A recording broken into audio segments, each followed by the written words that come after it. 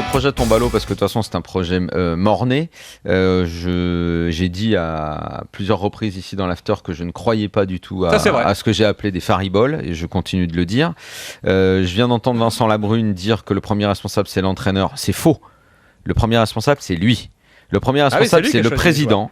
Le premier responsable, c'est le président, surtout quand il s'implique autant, qu'il parle autant aux joueurs, parce qu'il parle beaucoup aux joueurs, parce que c'est lui qui est censé mettre en place la politique sportive du club. C'est lui qui a décidé qu'Elie Bob serait l'entraîneur, que cette saison de revanche par rapport à celle qui avait été catastrophique, la fin de Deschamps, celui qui en a fait une saison absolument magnifique sans se rendre compte que finalement c'était un petit, j'allais dire l'arbre qui cache la forêt, une sorte de mini buisson.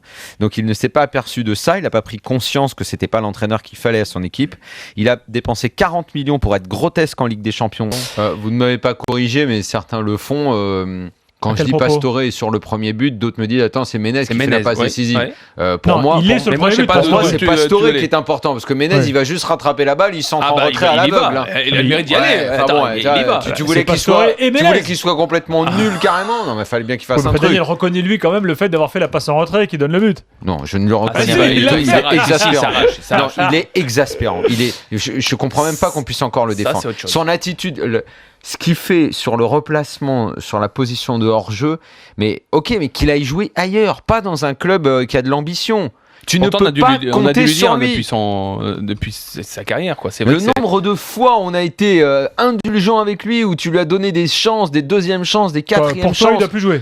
Qui se barre, mais il n'a pas à être au PSG. Il n'a pas à être au PSG, qu'il aille ailleurs. C'est un joueur qui a des qualités, mais il n'a pas à être dans un club qui veut faire des grandes choses. Il n'a pas le niveau d'exigence. J'ai déjà dit plein de fois, Gilbert, tu pourras, j'espère, le souligner, mais plein de fois, c'est de la même façon, je m'en veux d'être sévère avec Gignac.